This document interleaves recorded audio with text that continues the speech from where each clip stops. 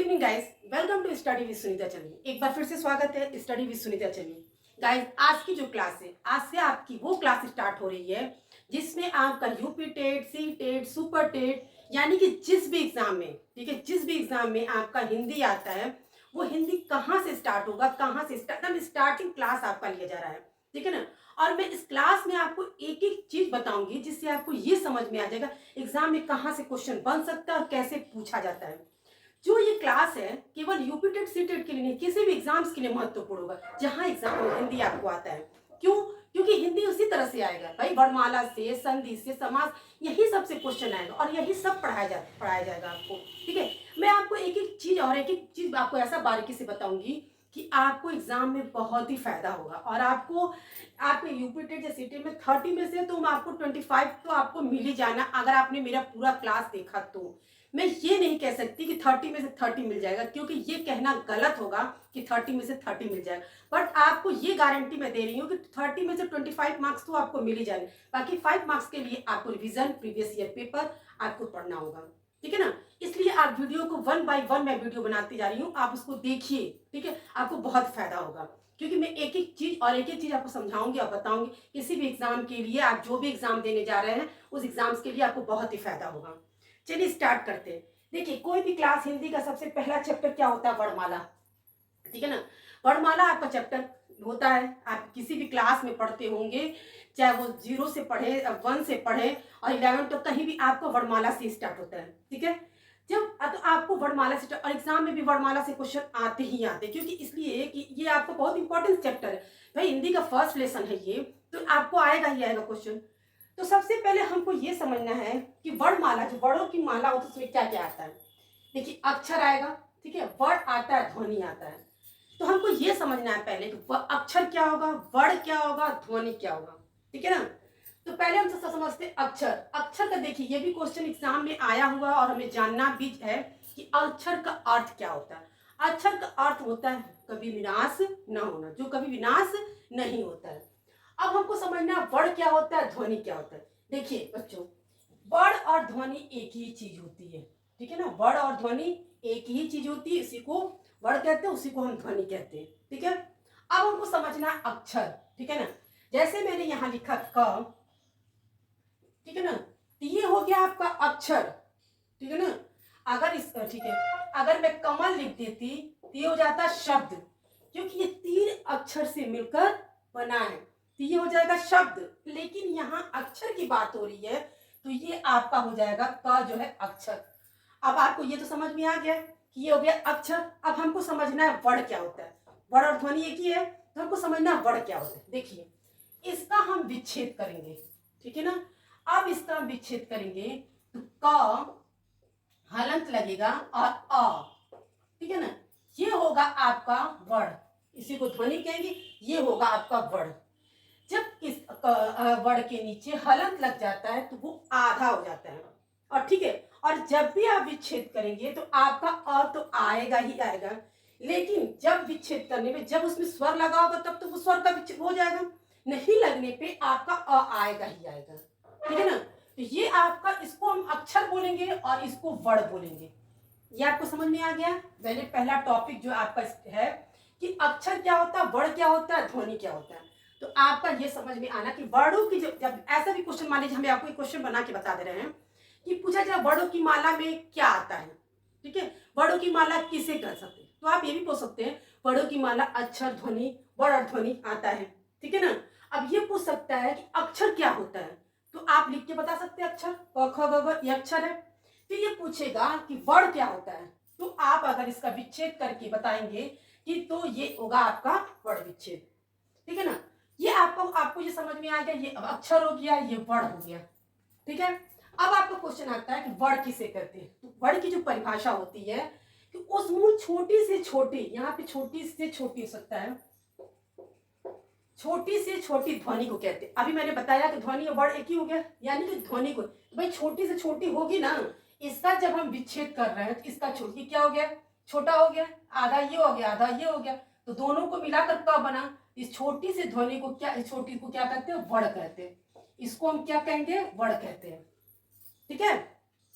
अब वर्णमाला से बना जिसका अर्थ वर्णों का समूह, वर्णों के व्यवस्थित समूह को हम क्या, वर्ण अलग हो गया, वर्णमाला अलग हो गया। पहले हम सबसे पहले ये समझते हैं अक्षर, तो समझ में आ गया अक्षर क्या हो गया, वर्ण क्या हो गया, वर्ण ये हो गया, हम किसी अक्षर का विच्छेद कर देंगे तो वर्ण हो गया, ध्वनि हो गया। अब आता है क्वेश्चन वर्णमाला किसे कहते हैं। ठीक है, तो पूरा वर्णमाला को आपकी जो संख्या होती है 11 आपका स्वर होगा और 41 आपका क्या होता है व्यंजन, यानी कि सबको मिला के 52 वर्णमाला होती है, जिसमें कि आपका संयुक्त व्यंजन मिला के आपका 53 के लगभग हो जाता है, लेकिन आपका अभी वो है, लेकिन टोटल आपका 52 माना जाता है। ठीक है ना, ये वर्णमाला होती है, संख्या जो आपकी होती है वर्णमाला की 52 होती है। ठीक है, अब आपको ये सीखना है कि वर्ण विच्छेद करना भी आपको सीखना है। अभी तक आपने क्या पढ़ा, अक्षर, अक्षर का मतलब क ख ग अंग, ये आपका अक्षर हो गया। अगर कोई पूछ देता है कि आपको ये अक्षर और वर्ण में अंतर बताइए, तो आप ये बता सकते हैं, कह सकते हैं क अक्षर है और इसका जब विच्छेद करके आप बताएंगे तो आपका क्या हो जाएगा, ये वर्ण विच्छेद, तो ये आपका वर्ण हो जाएगा, इसी को हम ध्वनि कहते हैं। इतना तो आपको समझ में आ गया होगा। अब हम आपको विच्छेद करके सिखाते हैं। ठीक है, क्योंकि विच्छेद करने पे आपको अच्छे से समझ में आ जाना चाहिए। कभी कभी एग्जाम में आपको शब्द दे दिए जाते हैं और कहा जाता है जिसका वर्ण विच्छेद करिए। जैसे मैंने देखिए प्रखर, ठीक है, अब इसका तो आपको मैंने बताया जब वर्ण में आपके स्वर लगे रहेंगे तब तो वही होगा, जैसे बताते हैं अभी। देखिए क्या है, प्रखर, ठीक है ना, तो आपको मैंने बताया कि ये आपके जो अक्षर है प, प्र, एक अक्षर, दो अक्षर, तीन अक्षर, ठीक है ना। अब इन तीनों अक्षर में आपके वर्ण विच्छेद करने में अ आएगा, क्योंकि कोई ऐसी स्वर की मात्रा इसमें नहीं है। ठीक है ना, तो ये हो गया प आधा। इसके साथ जब आप उच्चारण करेंगे तो अ आता है, अ आता ही आता है। ठीक है ना, ये तो है ही, आता ही आता है। अ, फिर ख पे हलन अ, फिर र पे हलन अ, ये हो जाएगा आपका प्रखर। ठीक है ना, अब आ रहा है मैदान। ठीक है, यहाँ पे देखिए म, यहाँ हलन। अब जो ए की मात्रा होती है वो ये होती है, ये आपको पता है। फिर द है हलन, इसमें आ की मात्रा दी है, इसके साथ स्वर लगा हुआ आ, ये हो गया। अगर स्वर नहीं लगा रहता, कोई स्वर नहीं होता, तो हम क्या हो जाता है आपका, यहाँ पे अ आता है। न, ठीक है, और न के साथ देखिए कुछ नहीं है यहाँ पे, तो न के साथ क्या हो गया अ, क्योंकि बोलेंगे न तो अ। अब ये आता है गृह, ठीक है ना, तो ग, और इस पे जो री की मात्रा है री, हा पे फिर आ, ये हो गया आपको क्या हो गया, वर्ण विच्छेद। इसी तरह से हम वर्ण विच्छेद करते हैं। जब वर्ण विच्छेद करते हैं, जो भी आपका शब्द दिया रहता है उस अक्षर पे अगर स्वर की मात्रा लगी रहती तो वो लगाते हैं, अगर स्वर की मात्रा नहीं लग रही थी तो आ ही लिखा जाता है, आ ही होता है, क्योंकि आप उच्चारण करेंगे तो आ ही आता है। इतना तो आपको क्लियर हो गया। ठीक है ना, तो हम आपको एक ही क्लास में सब कुछ तो बताएंगे नहीं, तो ठीक है, तो आज की क्लास में आपको ये बताया जा रहा है स्वर। ठीक है, अब इसके बाद आता है वर्ण के भेद करिए। वर्ण के कितने भेद होते हैं, ठीक है, स्वर, व्यंजन, अयोग, वाह। एक प्लुस स्वर भी होता है जो अब इस समय नहीं है, हम आपको बताएंगे, लेकिन अब इस समय मतलब नहीं माना जा रहा है। ठीक है, तो प्लुस स्वर को स्वर, व्यंजन और अयोग, वाह। ठीक है, वर्ण के भेद है। तो हमें आज पढ़ना है आपको स्वर। क्या पढ़ना है, स्वर पढ़ना है। ठीक है, क्योंकि सबकी क्लास अलग अलग होगी, तभी आपको अच्छे से समझ में आएगा। तो ये स्वर पढ़ना है। ठीक है, व्यंजन आपका अलग है। अब अयोग वह आपको हम बता देते हैं। अयोग वह आपके दो हैं, ठीक है ना, जिसमें आपके अंग और अह आता है। जो अंग है आपका अनुस्वार, आहा जो है आपका विसर्ग में आता है।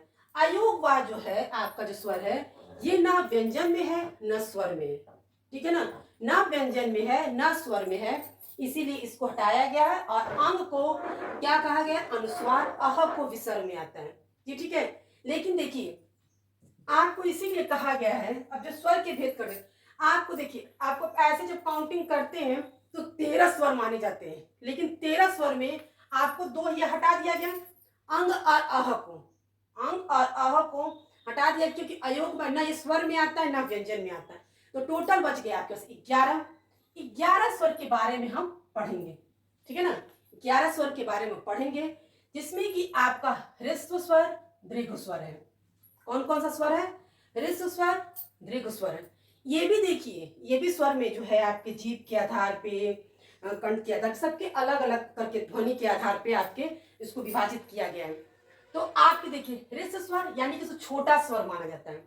इसको क्या माना जाता है? छोटा स्वर। और दीर्घ स्वर को क्या माना जाता है? बड़ा स्वर। यानी कि इसको बोलने में समय कम लगता है और इसको बोलने में थोड़ा समय अधिक लगता है। ठीक है ना? आपका ह्रस्व स्वर में कितने आते हैं? 4। ठीक है ना? इसकी संख्या कितनी आती है? 4। कौन कौन सा? अ, ई, उ, री। ठीक है ना? अ, ई, उ, री ये आपके आते हैं। और ये आपका दीर्घ स्वर में आता है आ, ई, उ, ए, ओ, औ। ये आपके जो 3 हैं ये मूल दीर्घ स्वर है। ठीक है ना? और ये आपके क्या है? ए, ओ, औ ये संयुक्त स्वर में आते हैं। ठीक है ना? एक बार फिर से समझ लीजिए कि स्वर के भेद कितने होते हैं? 2। ठीक है? कौन कौन सा? ह्रस्व स्वर, दीर्घ स्वर। ठीक है ना? तो जिसमें कि ह्रस्व स्वर में आपका अ, ई, उ, री आता है, जिसमें कि आपसे जब पूछ दिया जाएगा कि ह्रस्व स्वर में कितनी संख्या होती है तो आप सीधा सीधा बताइएगा 4। ठीक है ना? और दीर्घ स्वर में अगर आपको पूछता है टोटल संख्या जितना बचता है इसके बाद से काउंटिंग कर लीजिएगा और उसके बाद बता दीजिएगा दीर्घ स्वर में आ जाता है। लेकिन इसमें से भी क्वेश्चन ये भी इस तरह आता है कि मूल दीर्घ स्वर कितना होता है और संयुक्त दीर्घ स्वर कितना होता है। तो मूल बताएंगे आप 3 और संयुक्त होता है आपका 4। ये आपके स्वर हैं। ठीक है? तो ये आपको इतना आपको समझ में आ गया होगा। ठीक है? तो आपको एक बार अच्छे से इसको पढ़िए और इसको समझिए।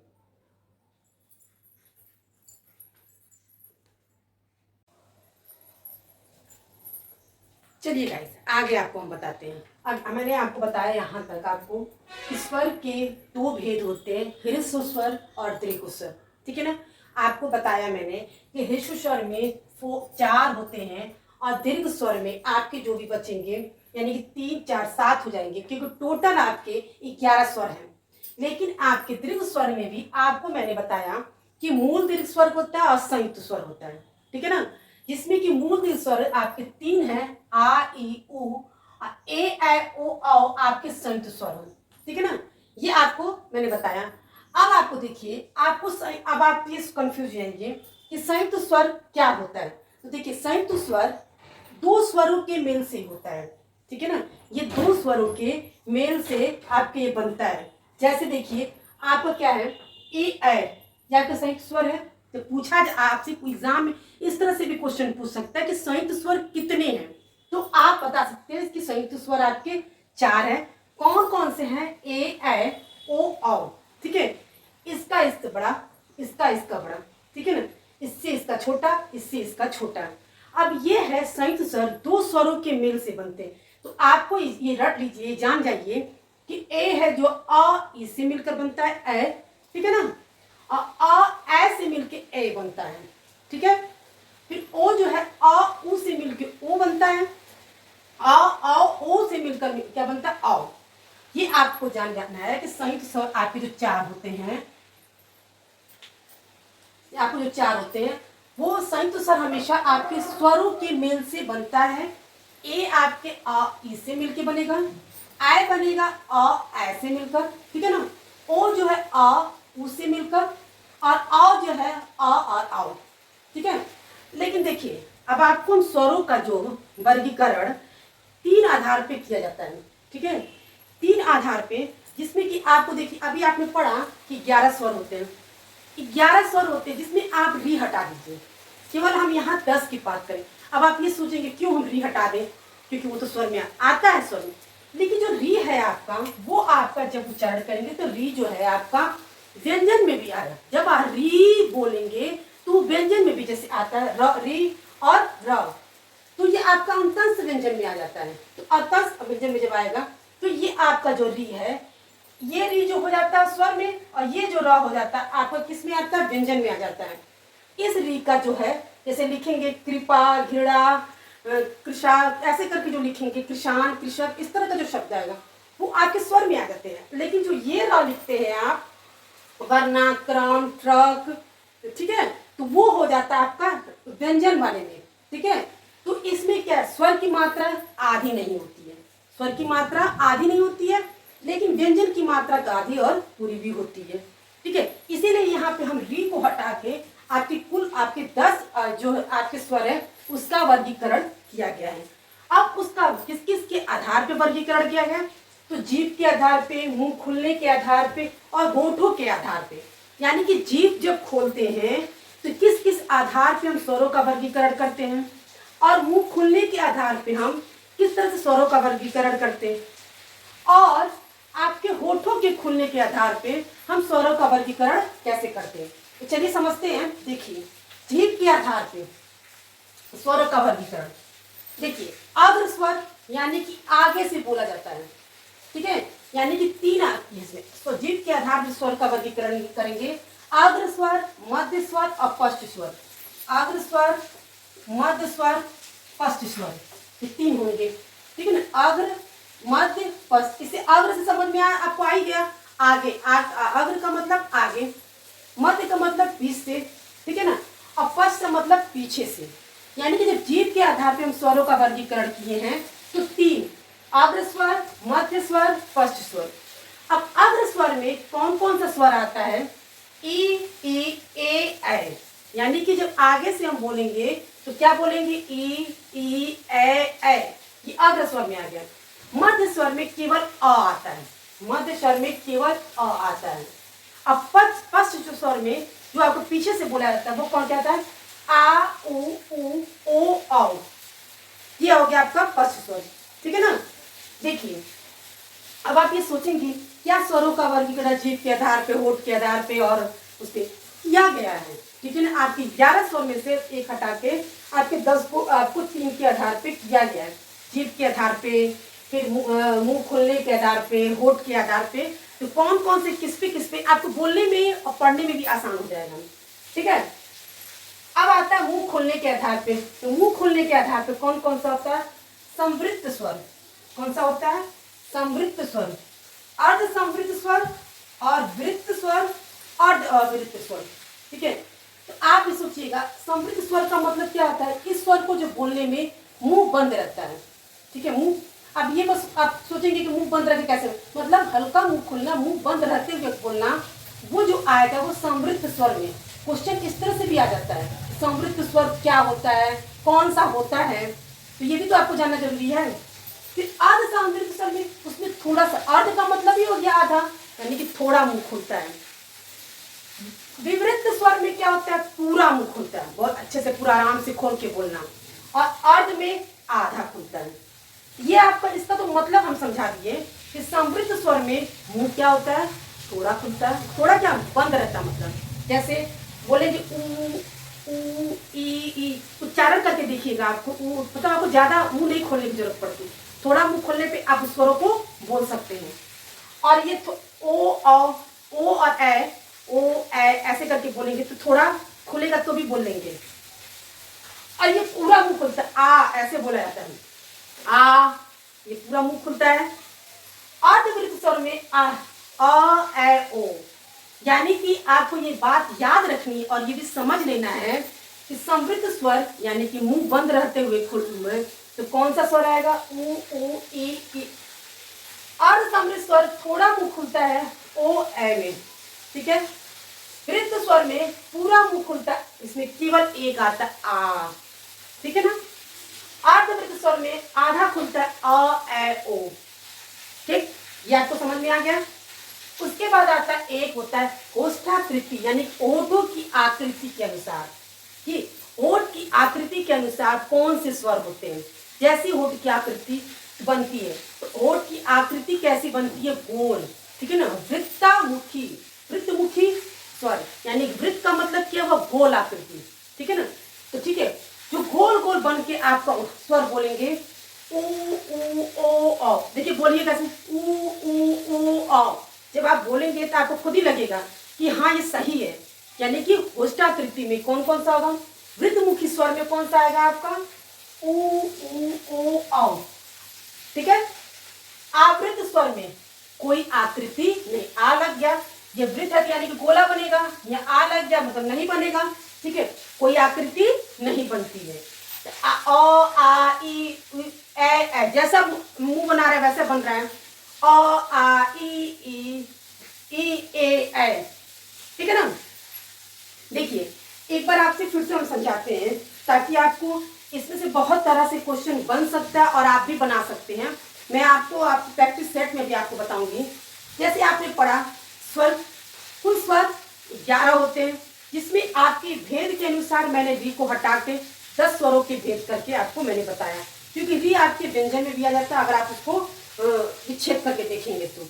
ठीक है ना। यहाँ पे अब आपका है स्वर में कितने भेद है, ह्रस्व स्वर दीर्घ स्वर, ये याद रखिएगा। स्वर के 2 भेद, ह्रस्व और दीर्घ स्वर। ह्रस्व स्वर में 4, दीर्घ स्वर में 7, जिसमें कि दीर्घ स्वर में आपके मूल दीर्घ स्वर, संयुक्त स्वर। अब संयुक्त स्वर कितने हैं, 4। ठीक है। अब संयुक्त स्वर क्या क्या होता है भाई, 2 स्वरों के मेल से बनता है। अब 2 स्वर के जो 4 है उसको याद रख लीजिए। ए अ ई से बनेगा, ए से बनेगा, ओ आ उ से बनेगा, ओ आओ ओ आ और आओ से बनेगा। अब इन स्वरों को हम 3 तरह के वर्गीकरण करेंगे, जीभ के आधार पे, मुंह खुलने के आधार पे, होठों की आकृति के आधार पे। तो जीभ के आधार पे जब करेंगे अग्र स्वर, मध्य स्वर और पश्च स्वर, यानी कि आगे से बोलना, बीच से बोलना और पीछे से बोलना। तो आगे से जब स्वर जो बोला जाता है वो कौन सा होगा, अग्र स्वर में ए ऐ। ठीक है। और मध्य स्वर में क्या आएगा, और केवल मध्य स्वर। ऐसे क्वेश्चन बन सकता है कि जीभ के आधार पर जो स्वरों के वर्गीकरण में मध्य स्वर में कौन सा स्वर आएगा, ये क्वेश्चन बन गया, आप बता सकते हैं केवल अ। ठीक है। फिर अब पश्च स्वर में आ ओ औ। उसी तरह से मुंह खुलने के आधार पर समृद्ध स्वर, अर्ध समृद्ध स्वर, हृत स्वर, अर्ध स्वर।